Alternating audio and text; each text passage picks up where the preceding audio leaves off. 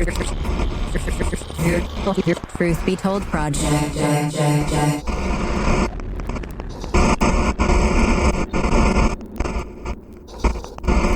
In the last episode, we talked about time. We called it the time drift, that quiet slide from living on purpose to life by default, or should we say on autopilot. We said your days are never neutral. Time is forming you. Your schedule is discipling you, whether you meant for it to or not. And we took that honest look. What is my time map actually saying about what I value?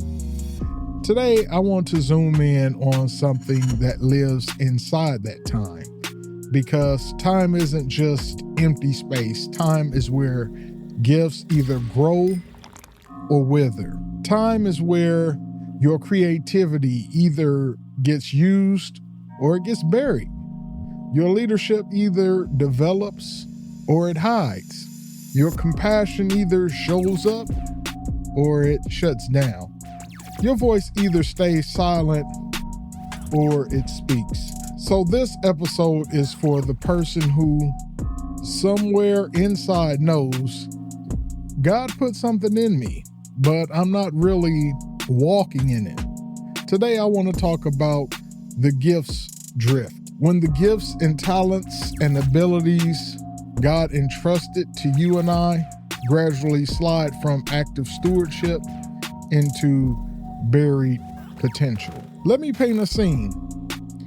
You open an old box in the closet. Inside it, there's a notebook. The cover is worn. The pages are bent. You recognize your own handwriting. Years ago, maybe in your teens, maybe early 20s, maybe a different season of life, you wrote ideas, songs, story concepts, business dreams, messages you wanted to preach, things you wanted to build. One day, you flip through it and you see half-started plans. You see sketches, you see outlines, you see verses. That thing God whispered to you at a retreat that you have swore you never forget. You read it now and think, man, I remember this. I meant this. I really thought I'd be walking in this by now.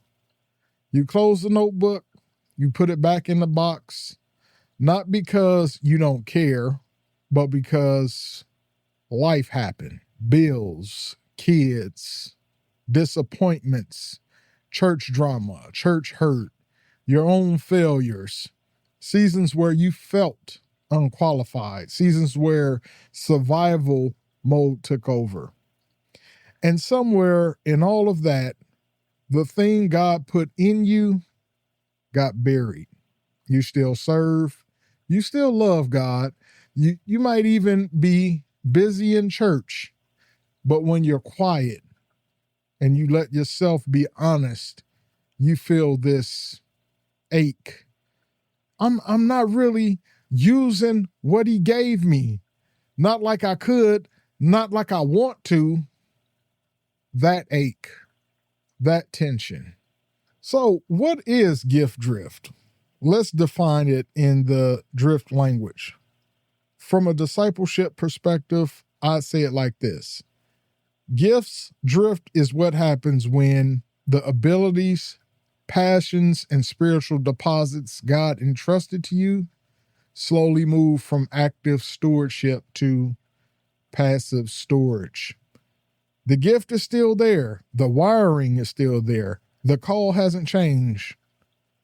But fear, comparison, busyness, shame, confusion have pushed your gifts to the background. Gifts drift is rarely, I told God no in one big dramatic moment. It's usually, I said later for 10 years.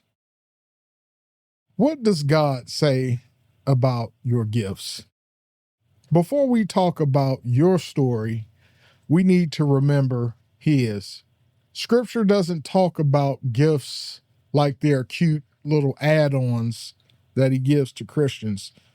Gifts are entrustments that come with responsibility and purpose.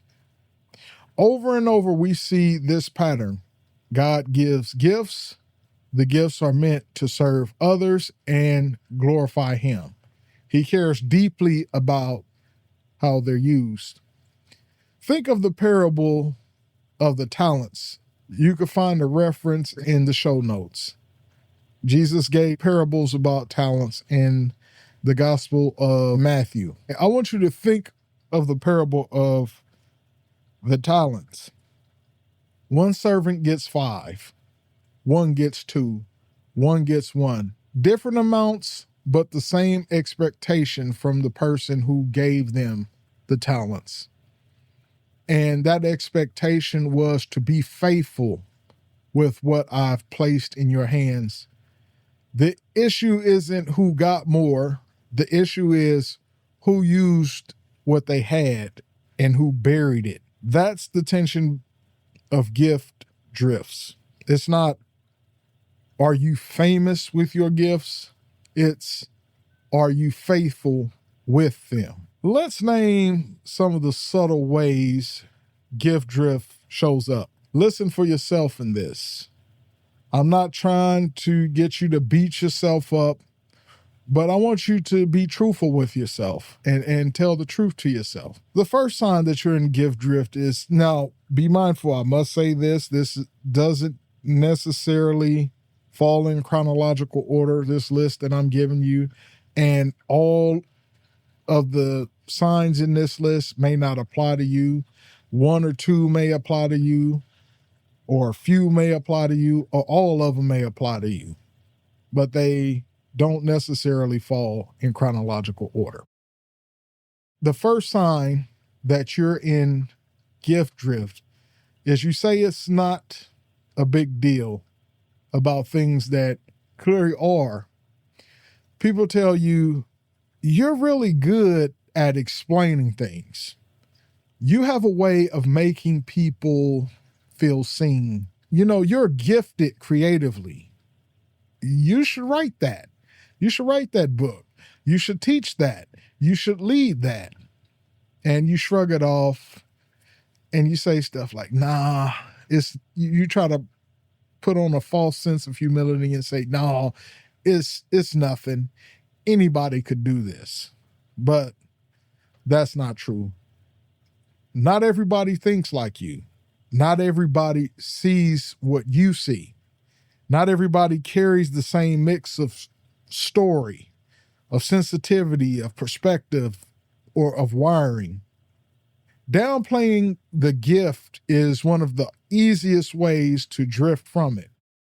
Sign number 2 that you are stuck in a gift's drift is you're stuck in the one-day mode. There's something you've been saying for years. One day I'm going to write, or one day I'm going to start that podcast. This was me for years. Or one day I'll mentor younger men or women. One day I'll step into leadership. One day I'll go ahead and start that nonprofit business or project. But one day hasn't moved any closer in the last 5 to 10 years. There's always a reason. There's always a delay. There's always a not yet. I'm not ready. You say one day, the easier it gets to hide behind it. Sign number 3 that you're in a gift drift is you feel low-key jealous of people in lanes you know you're called to. You see someone else preaching, you see someone else creating content, you see someone else writing, you see someone else counseling or leading a ministry or building something that resonates deeply with you. Part of you is genuinely happy for them.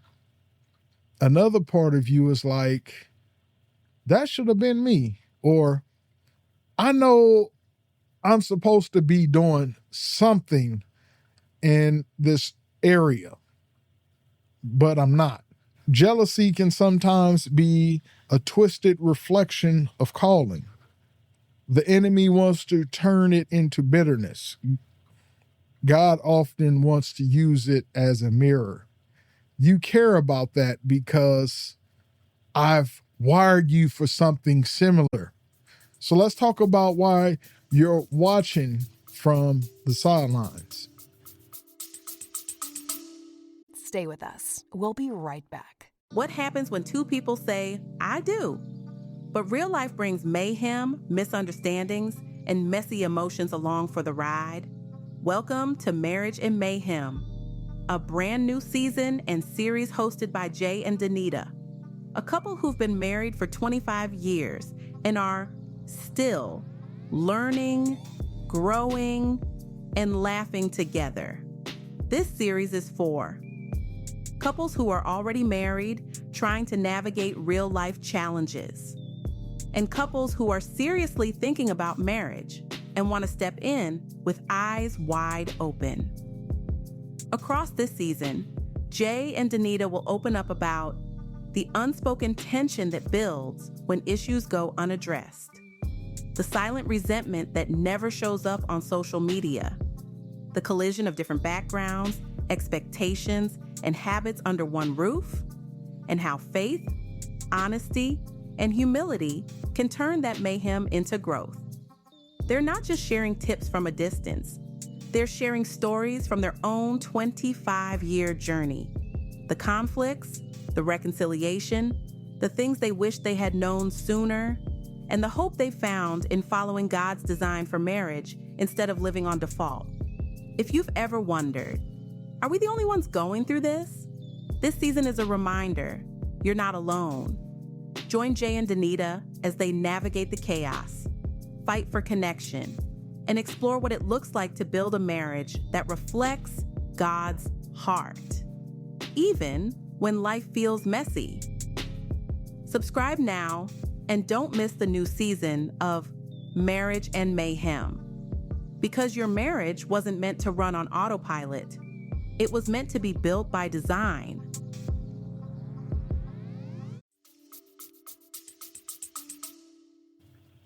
The fourth sign that you are in a gifts drift is you hide behind, I'm just support. You're serving in hidden ways, and that's beautiful. Jesus celebrates that. But some of us use support as a way to avoid ever stepping out in our own assignment. We'll set up the chairs. We'll run the sound booth. We'll help other people build their vision. We'll stay in the background forever, not out of pure humility, but out of fear. We never ask, Lord, what have you put specifically in me that you're asking me to offer? The fifth sign that you're in a gifts drift is you're stuck in this sense of perfectionism. Perfectionism has you stuck at draft one. You start a draft, a plan, a song or a lesson or a business idea or a course or a project, and then you kill it in your head before it ever has a chance to breathe. You tell yourself, if it's not excellent, it's not worth doing. So instead of letting your gift grow through imperfect reps, you wait for impossible perfection and end up releasing nothing. Perfectionism is just fear wearing disciplined clothes or a false sense of humility. I did it for years when I started this podcast, and I'm here now because I let go of my fear of being perfect or trying to be perfect. Perfectionism caused me to procrastinate. So how do we get here? Let's talk about the roots of gift drift. Now, again, these don't fall in chronological order. Some may apply to you, some may not. Gifts don't drift in a vacuum. There are stories underneath. Let's name a few. The first is wounds and criticism around your gift. Some of us bury our gift because the first time we tried to use it, it got attacked. You shared something you wrote and got laughed at. You stepped up to lead and someone in authority shut you down. You tried to sing, you tried to teach, you tried to speak, you tried to create, and someone said, "You're not that good." You get it a lot too. You get this a lot when you create content and you put it on social media platforms. You always get a troll out there who will troll you and just downplay everything you create. They criticize it all the time. Some of it is constructive, but sometimes people just be trolling. And what happens when you get criticized? Sometimes your brain makes a connection. When I step out in my gift, I get hurt. So you learn to protect yourself, to keep it hidden. You never risk being exposed again. The gift didn't die. It's just got wrapped up in layers of self-protection. The second root of gift drift is comparison and the real gifted people myth. You live in a world where at any moment you can open your phone and see the absolute best of the best in your field. The best speakers, the most polished artists, the most charismatic leaders, the best singer, the most successful business owners. It's easy to think, why would anyone need what I have when there are people like that out there? So instead of offering your real, local, and perfect gift to the people right in front of you, you bury it under, I'm not like them. But here's the thing. God didn't ask you to be them. He asked you to be faithful with you. The third root of gift drift is confusion about calling. Some of us are stuck because we think calling has to look spectacular. We think God's supposed to part the clouds and say, "Hey, yo, I need you to go ahead and do this and that." We think calling means a big platform. We think it means thousands of followers. We think it means full-time ministry and dramatic moments. So if our gift feels ordinary or small or local or unseen, we think, man, this can't be it. And we wait for some mystical, cinematic moment where God spells everything out. And we miss the quiet ways he's already nudging us to be faithful. Remember when God spoke to Elijah? Elijah was expecting God to speak through thunder and lightning and through things loud, but it said a still small voice. He heard a still small voice. Sometimes we have too much noise going on, and our expectation of what God's call should be like causes us to overlook what God is actually calling us to do. He's already nudging us to be faithful. The fourth root of gift drift is burnout and disappointment. Maybe you did step out in your gifts. You served, you led, you volunteered, you built something, you poured yourself out, and then you got burned. You got overlooked. It fell apart. People betrayed you and doors closed. Now you're tired. You tell yourself, I tried that. I don't want to go through that again. So you protect yourself by staying smaller than you really are, staying busier than you really have to be. You're staying in lanes you've already mastered instead of growing in new ones. Gift drift often hides in the shadow of old pain. Now, for the last few episodes, I made the connection between mind, body, soul, and time. And now we're going to make the connection to gifts. So let's connect this back to that whole person lens. Your gifts don't exist in some spiritual cloud. They live in your soul. This is what you love and care about. In your mind, this is how you think, understand, and create. In your body, this is your voice, this is your hands, this is your energy, your presence, and all of that unfolds in time. When gifts drift, it shows up at all of these levels. The soul, you feel restless. There's a low-grade frustration, like you're living below your assignment. Gift drift affects your mind because you overthink, you procrastinate, you daydream about that one-day moment, and you beat yourself up for not starting. Gift drift also takes a toll on your body. You feel heavy when you see others doing what you know you're capable of. You feel drained doing things that aren't your lane, and strangely alive in the rare moments you actually flow in your gift. Gift drift also affects your time. Weeks and years go by and you realize, I've been circling the same mountain. Gifts drift is not just about serving more at church. Please get that out of your head. I had that in my head for a long time before I stepped out in faith and started my blog and started my podcast and my YouTube channel and started things that I really believe God was calling me to do, because I was looking more so for a position in church.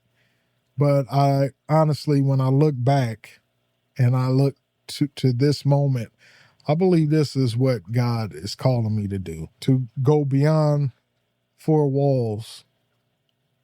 Gift drift is not just about serving more at church. It's about who you're becoming as you either bury or cultivate what God put in you. Now, if you've been following this podcast for any moment in time, we have our default versus design comparison and contrasting. In this episode, we're looking at default versus design with our gifts.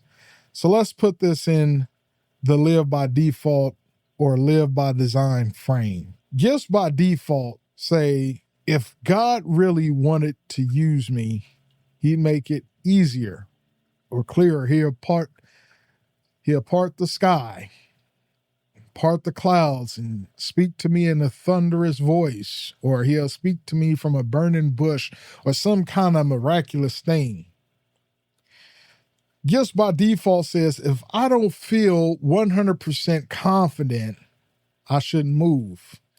Gifts by default says, I'll wait until the perfect moment where I have more time, more money, a little more clarity. I'll help everybody else build their thing and ignore the thing burning in my own chest. It's safer if my gifts stay hypothetical instead of tested in real life. Default is passive. It buries, it delays, it avoids, it excuses, it masks itself in a false sense of humility or false humility. Gifts by design, on the other hand, says that what I have is on loan from God, not just for my enjoyment, but for others' good. I may not be the most gifted, but I am responsible for my slice of the pie. I don't need a spotlight to be faithful. I do need obedience. I will start where I am with what I have for who is in front of me right now. I'm not chasing fame. I'm chasing faithfulness. Design mode doesn't mean rushing ahead. It doesn't mean you try to force doors open. It doesn't mean branding yourself to death. Design means, Lord, I recognize what you've put in me, and I'm willing to take the next step with it. If you're listening right now and you're feeling that tug, maybe a mix of conviction, of sadness, desire, hope, I want to invite you into a gentle inventory, not a performance review, not a shame session, an inventory. Let's call it the gift inventory in Next Faithful Step. If you're able, as I've been saying in the last few episodes, grab a notebook or pull up your notes app. If you're driving or working, just listen for now and come back later. And maybe I'll put these in the show notes. Step 1, name what's there. The first question, what has God clearly put in me that seems to show up again and again? Don't over spiritualize it yet. Just notice. Think about, what do people consistently thank you for? What do people come to you for? What feels strangely natural to you that others say is hard?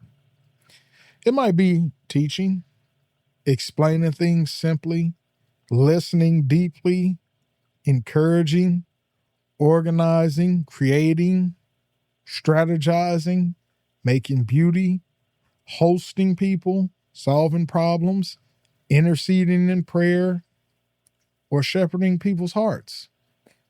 Write down anything that comes to mind, even if it feels small. Then ask, what do I love doing when nobody sees it? That's often a clue. The next question, where have I been burying my gifts? Be specific. I know I'm a teacher at heart, but I've stayed quiet because of blank. I know I'm creative, but I always talk myself out of starting because blank. I know I have a shepherd's heart, but I backed away from people because blank. Maybe you've buried your gift in fear. Maybe you've buried it in church hurt or perfectionism or comparison or busyness or laziness or apathy or overcommitment in lanes that aren't your calling. No need to dress it up. Just tell the truth. God already knows this is for you to see. Step 3, name one person or space. Third question, who could actually benefit from me using this gift right now in this season? Not the future huge audience, the thousands of followers, the platform you don't have yet. Think the one younger believer, the one small group, the one classroom, the one team, the one local ministry, the one friend or family member, the one online space you already influence. Write a name or context. Step 4, define the next faithful step.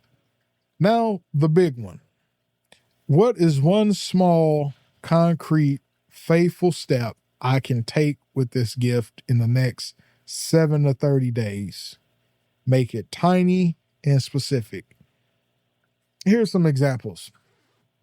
I will share one written piece with a friend instead of letting it die in my notes app. Or I will offer to lead a short devotional in my small group. Or I will invite 2 younger guys to coffee and ask them how I can walk with them. I will sign up to serve in an area that aligns with my gifting, not just where there's a random need. I'll block 1 hour a week to intentionally practice this gift, whether it be writing music or writing or art or teaching or planning. Then write it in this format. For the next 7 to 30 days, my next faithful step with my gifts is to do blank. Whatever you feel God calling you to do, write it in that blank. You're not promising God a 5-year strategic plan. You're offering him your next decision. Now, let me give you some design check-in questions. These are reflection questions for this episode. I want you to journal this later. What have people consistently affirmed in me, or what have people consistently affirmed in you that you've been brushing off? Why have you dismissed their words? Question 2, when do you feel most alive and in line with who God made you to be? What were you doing? Who were you serving? Question number 3, what fear is between you and your next step with your gifts? Is it fear of failure, fear of success and expectation, fear of criticism, fear of being too much or not enough? Question 4, where have you confused staying small with being humble? Are you burying your talent and calling it just being realistic? Question 5, how has past hurt or burnout around your gifts shaped the way you show up now? What might healing look like? Do you need safe people to process that with? Question 6, if you believe that what God put in you is needed in the body of Christ, not as extra, but as part of the design, what will you do differently this month? Question 7, who could you invite into this? Is it a leader who can help you discern? Is it a friend who will hold you accountable to taking one step? Is it a community that will call out and affirm your gifts? These questions aren't homework. They're conversation starters between you and God. For this episode's words to live by, we've got a couple of powerful anchors. One strong anchor comes from 1 Peter 4:10, and I'm paraphrasing here. Each of you should use whatever gift you have received to serve others as faithful stewards of God's grace in its various forms.